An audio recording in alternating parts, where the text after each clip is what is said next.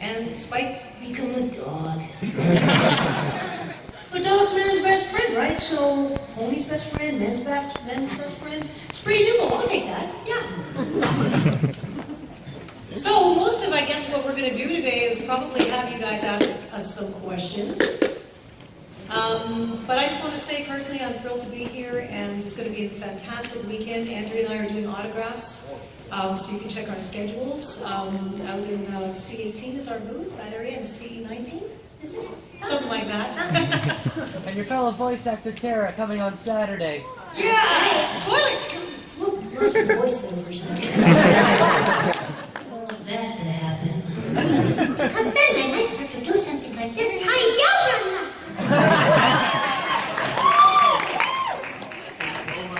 So basically we're here for you guys, so we want to answer all the questions you have. So I guess, how should we do this? And maybe we can have you guys, there's a microphone there, and maybe what we could do is just have, actually, do you want to get Chrissy and Lauren to hold the mic for something? Yeah. Do you guys come on up? Okay. Our wonderful assistants, Chrissy and Lauren.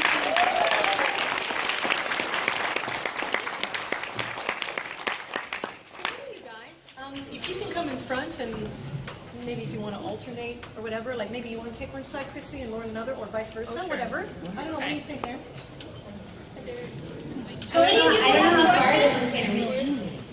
of you who have questions, come on up to the front area here, the center, and we'll try to answer as many as possible for you. Does anyone have any questions? Okay, come on up and we'll stand in front over here. Probably easy to go around that way. If you don't have any questions, we can just use voices the whole time.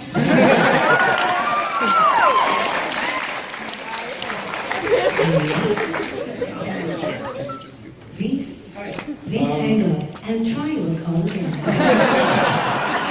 Please make a note of it. This is the 4th floor, 3rd floor, 5th floor, 254th floor. Hi. Hi.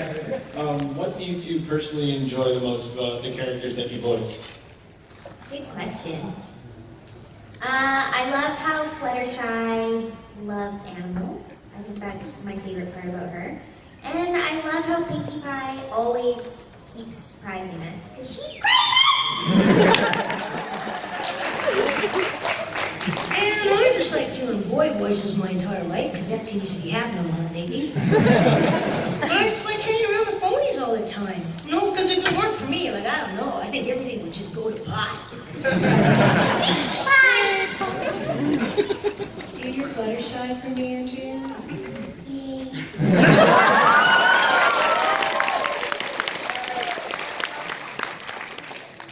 Thanks for your question. Well, you two certainly know how to please a crowd. Yeah! Hi. I have a couple of questions, starting with Cathy. This is not about My Little Pony, this is about Death Note.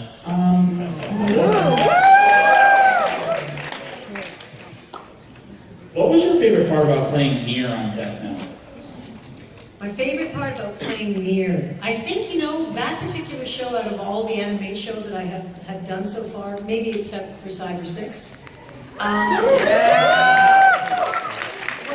was so well written and it was such a drama.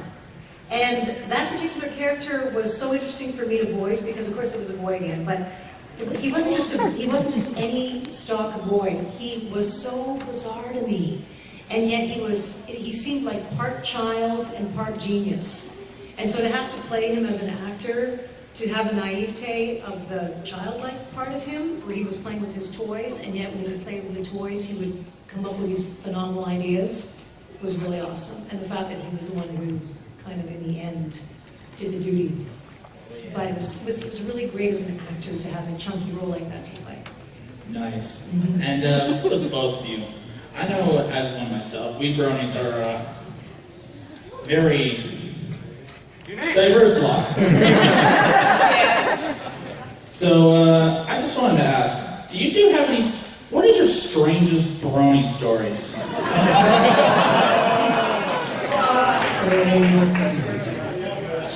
really just brony stories? The fact that there are bronies. For me, it's not the strangest. It's more, I find more and more like really heartwarming experiences, like people who have said that the show has just turned their life around, that it's made them happier. So for me, it's more like those really positive, amazing experiences that I focus on, and that there seems to be more and more of. It's awesome. I totally agree. We talked about this before in other panels, but the fact that you guys are a community, your own community, that just started like a firecracker. A wonderful show called My Little Pony, Friendship is Magic, blossomed. The message got out there, it activated your hearts, and you expanded and grew into this great community, and you're still growing. There's what, over 2.5 million of you now? Isn't that awesome? So you guys just keep strong and you keep spreading that beautiful message of friendship. That's what it's all about.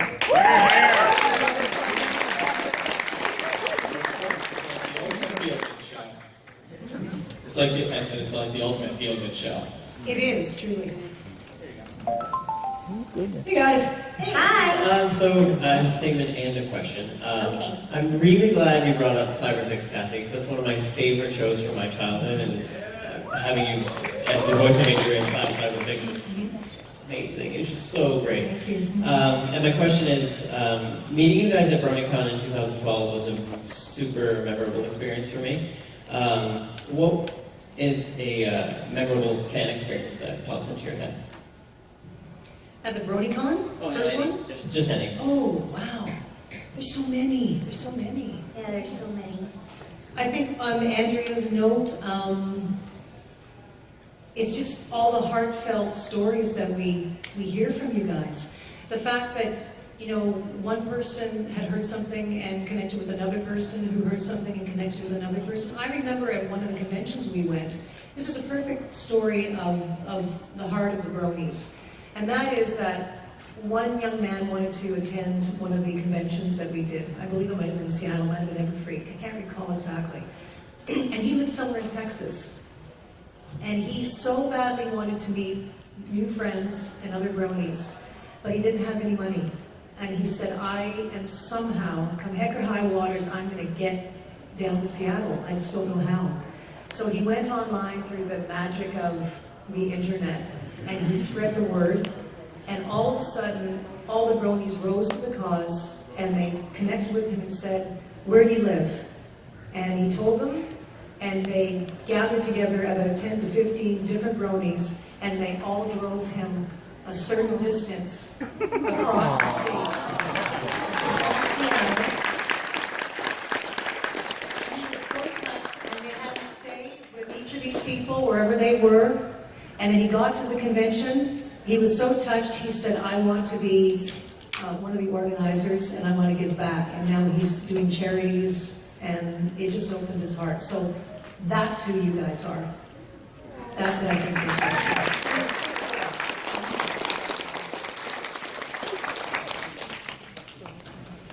I'm curious what your perspective is on the fact that we have representations of just about all demographics in the pony/brony community. We've got little girls, little boys. I mean, my nephews absolutely love it. Rainbow Dash is their favorite, but they love Pinkie Pie too.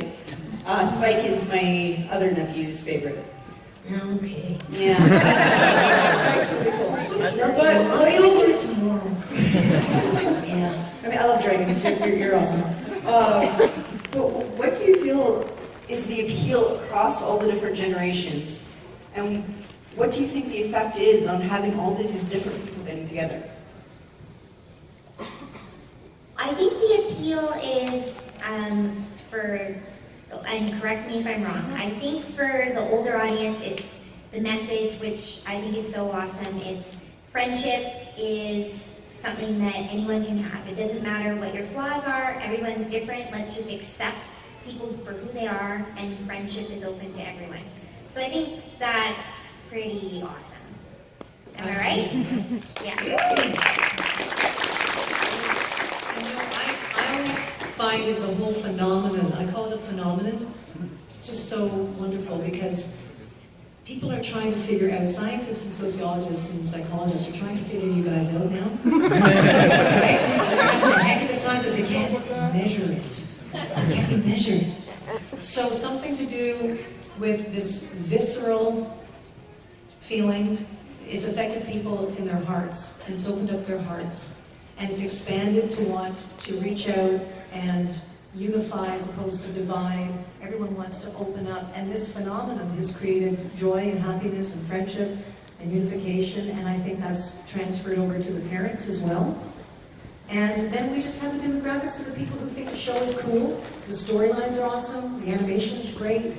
Ponies having neuroses, totally cool. Every cast has a Neuroses are cool.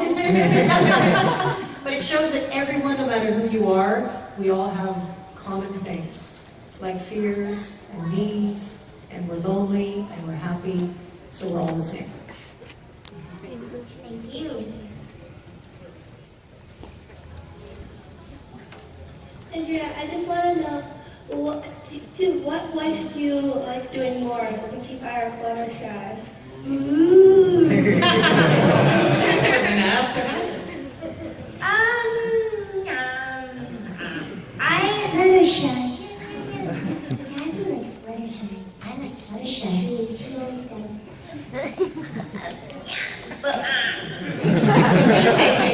No, both for different reasons. I mean, Fluttershy is just so sweet and I think really fun to do a character that you don't see a lot on the screen. Like a shy character doesn't, with a really soft voice, doesn't come across easily. So I think that's a big challenge, and I love doing that. And of course, it's always fun to be crazy and really, really fast.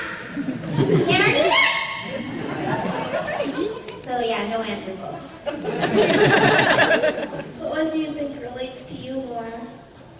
I hope I'm somewhere in between the land of singing. And you can ask me the same question. Thank you. Thanks for your question. Okay, so more of a production kind of question. How often do you guys actually get to be in the same room as someone else for voice acting to like do a scene? So I know that usually you're like doing it all on your own. No, you do it on your own if it's dubbing. Like if you're doing a show that was originally in Japanese and you're putting it into English, then you do it on your own. But for prelay in Vancouver, we always try and get almost everybody in the room together, which is really fun because then we can play off each other. It makes it a lot more funny, I think, and lively, and I think that's what adds some of the magic to the show. All right, then second question. Since you guys all know each other a little bit, who is most like one of their characters, since two of you do too? That's a good question. I haven't thought of that one yet. That's based on what we think, though, right? Yeah, based on what you know of the person. Nobody. Or everybody.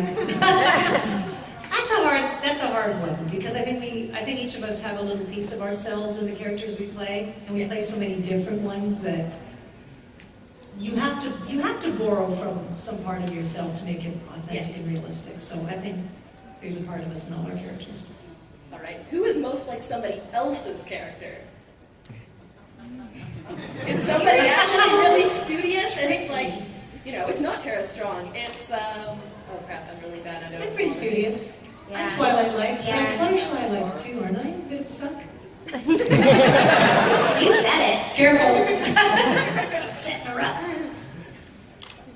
Great, Thank you. Thank you. Who are you most like? Good question. At a con, definitely Pinkie Pie. I'm getting that. Thank you. I like your hair comment. It is. I just wanted to say, just to start off, that MLP in particular has been one of those shows for me that's helped me through a fairly rough time, and I do security for a living, and having something like this that actually gives me faith in humanity as opposed to a lot of what I do is just amazing. As for questions, I was wondering how do you feel that you have changed your style, if at all, from the pilot episode to now? Like, do you still perform the characters the same way, or do you view them differently, or? I think the characters have evolved as the writing has. I mean, they've definitely gone through some challenges, but I think we try and keep them down to their roots. We really, and this is something we really try in the studio, like, you know, if a line is written a certain way, we might say, no, you know, I don't think Spike would say that. Like, you know, we want to really stay true to them.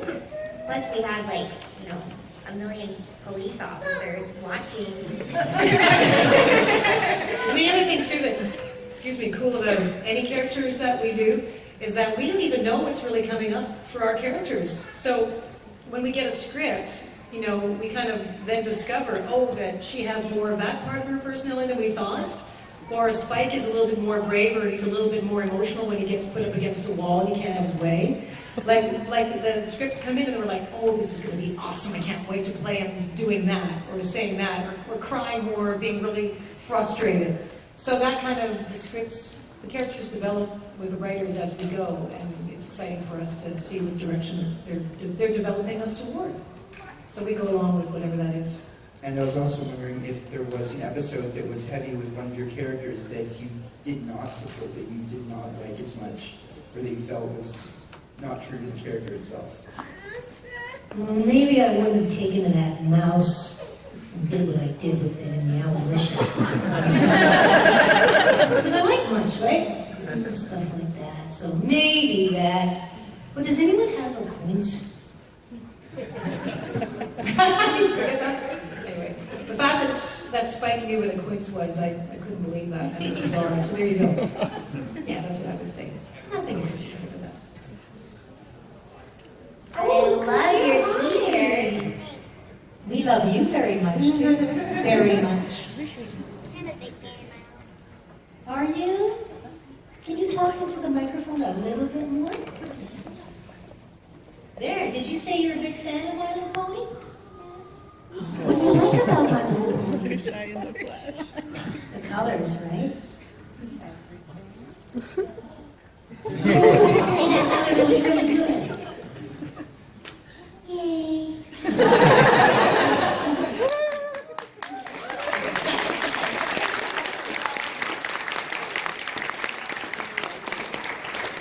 Is Fluttershy your favorite pony? All the ponies, I bet, right?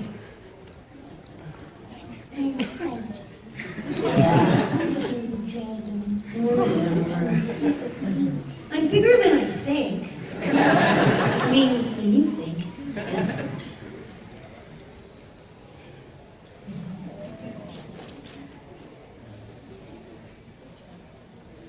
I hope you don't mind, but we kind of want to give you a hug.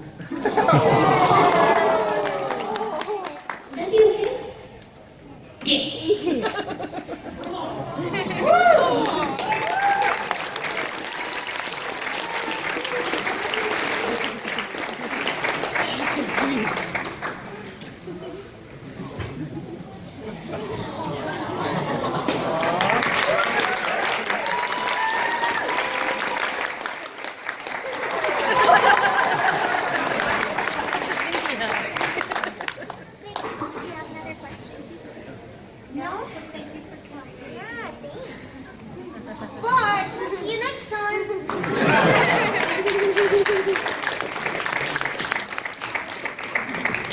So this is a question for both Andrea and Cathy. I was wondering what it's like in the recording studio. Do you record like all at the same time, or do you record separately?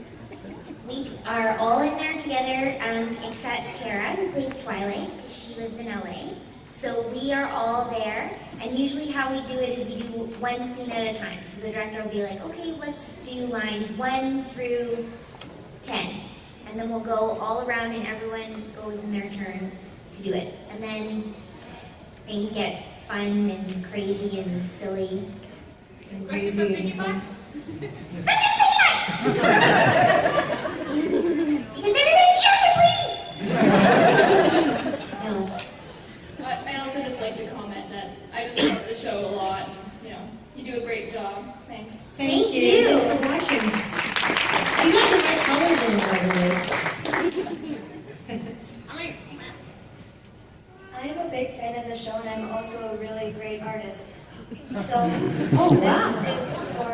Andrea.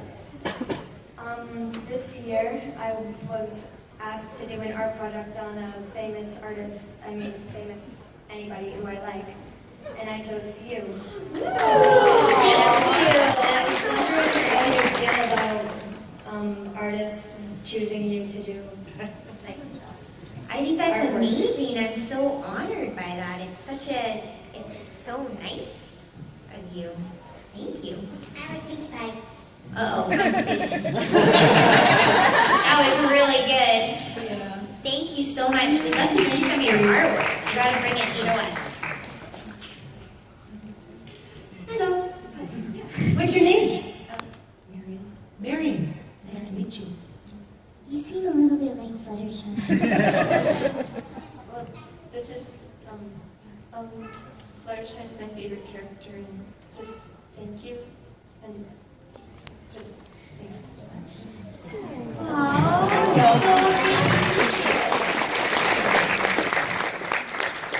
The question is that,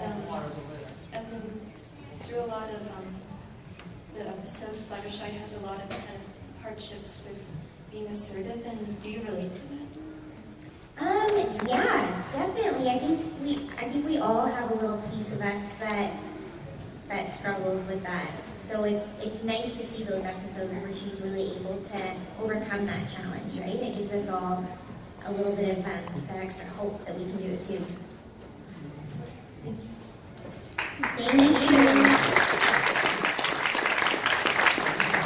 I agree with her. Fluttershy is the best, and there's more Fluttershys in here than anything else, so that should tell you something.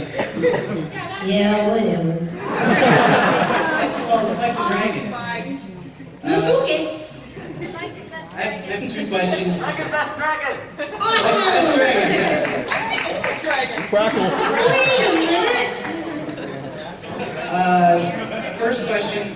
When I watched Equestria Girls, one thing I thought was kind of weird but cool at the same time is you're in the human world, you're using these characters' voices, but you're talking about texting and emails and being in high school. Was that weird for you guys, like when you were recording that? Yep. It was really a different script. But it was weird because we were still who we were. And yet we were in a different world having to deal with different things. And then have parallels to that world was really interesting. Okay, and my second question, so you guys recorded without Tara Strong, but what do you do, like, when it comes to like a line she has to say, do you have somebody like say it for her, or do you just not have no one say it, or? Yep. No, both of those. It kind of depends on the scene and the interaction, and some people, sometimes yes, sometimes no. Like if someone doesn't have a lot of lines in the scene, maybe they'll read her in. Sometimes the director will read her in. So there's like a guy playing Twilight? Sometimes. It depends, like Andrea was saying, on the script and how much there is of Twilight. So if it's Twilight and Pinkie Pie or Twilight and Spike or whatever, then, you know, and it's a lot, then it's always nice to have somebody play, you know, another actor or director read, so that you can just have the flow of the banter.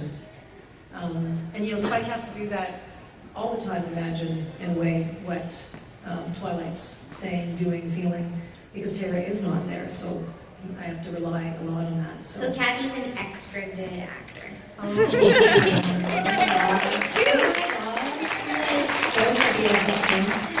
I really want to see Peter New like voicing Twilight now.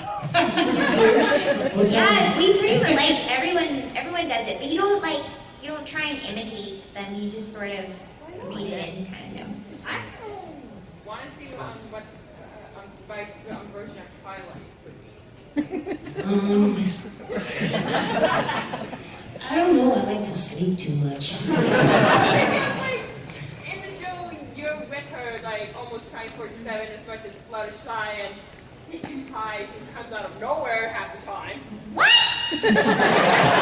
There she is again. So, like, it's kind of like funny because, like, I'm like, okay, when I would really want to see an episode where Pinkie Pie and the others have to switch bodies. Like, they have to play. You might have to put that order in to Megan McCarthy. I don't know who this is, it just came from nowhere. It happens after 6 o'clock.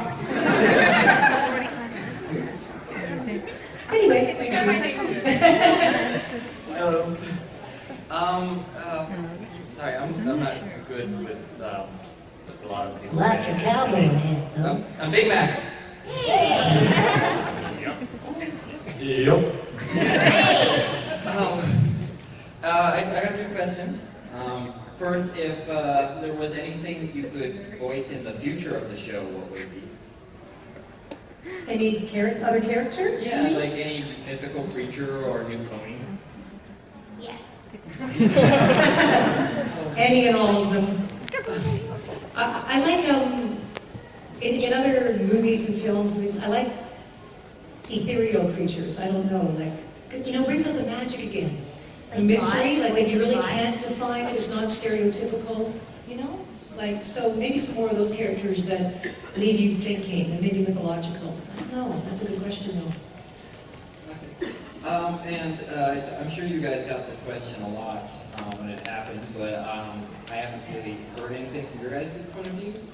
What did you think of the whole derpy hoops fiasco? Look, there's another moose! How the heck did he get in here? Derpy's a phenomenon. Derpy is very, very well loved by everybody. And I think will ever be loved. Because it, again, ignited something in all of us that we can relate to. Which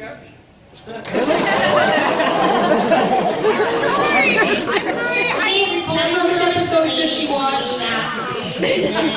It's Derpy!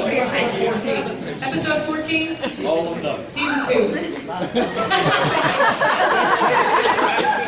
I knew someone would have it. My bad. Yes? All right, first, I'd just like to say that it is a great honor to meet you 2 in person. Nice to meet you. And my question is, who is your favorite My Little Pony villain and why? Mine is Discord. I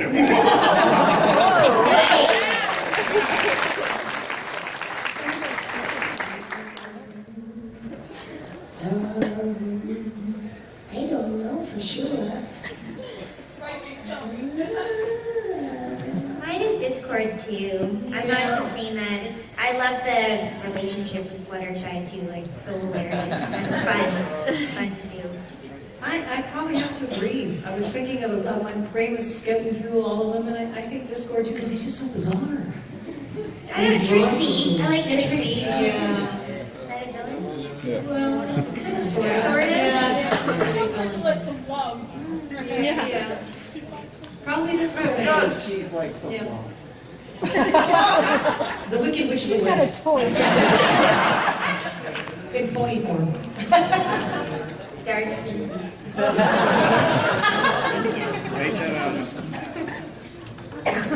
It's unfortunate that was the previous question asked, because I had wanted to ask specifically Andrea what you thought of the episode Keep Calm and Flutter On and the events that occurred there, wherein you took a character that was completely antithetical to the whole main theme of the show, and through nothing but patience and kindness turned him around.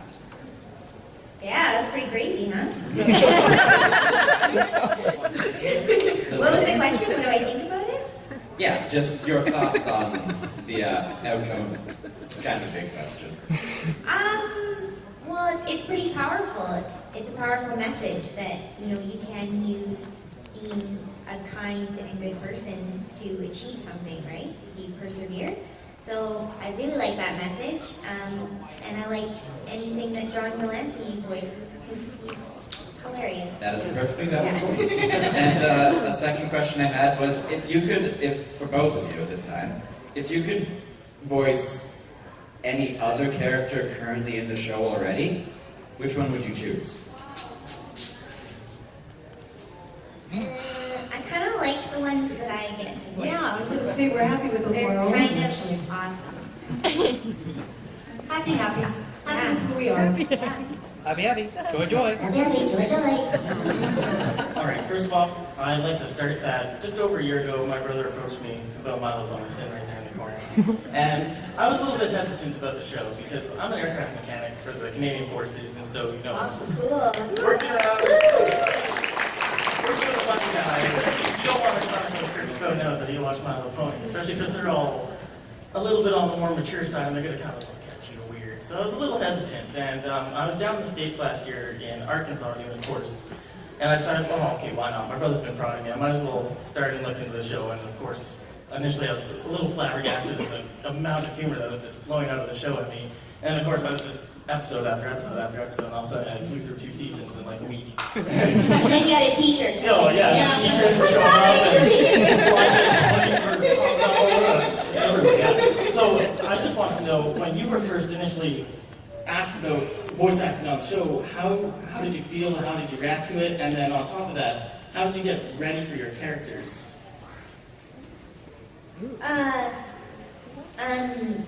Lauren Faust, who is the creator of the show, did a phenomenal job of creating those characters. She really knew, that's why they're so good, is because she could act, oh, would my character do this? Oh no, that she's more like this. Like, that she developed them so much that it made it so much easier, I think, for us to step in and take, what they're going to sound like and bringing that to life, especially with her guidance. So I think that's why the characters really come alive. I agree, and I think further to Lauren's vision of it, I think the writers have held that vision and had the right,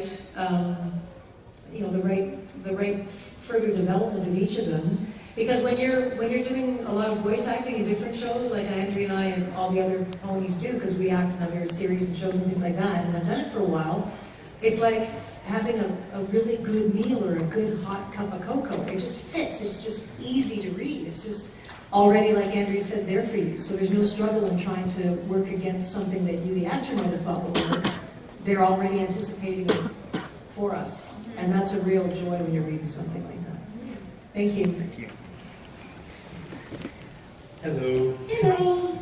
I'm a lot like the last speaker, fairly new as a brony, so... We have your t-shirt, so I think you're doing good. And I have 2 questions. One for Andrea. How did it feel to voice Fluttershy and Pinkie Pie when Fluttershy became a meanie pants to Rarity and Pinkie? That was tough. That was really super tough. Tough. And the other question is... I'd say it was tough. The other question's for Cathy. I don't know if you've ever read the My Little Pony comics that are being published. I've seen and skimmed through some of them, but I think Andy Price and Ms. Cook are fantastic. I mean, there's other great comic people too, but they're wonderful. Unbelievable. So I've seen some of it here and there. I haven't had a chance to just sit down by a pond and read. But their stuff is great. In one of the last series, Spike actually saves Rarity and breaks her out of Nightmare Rarity. What do you think of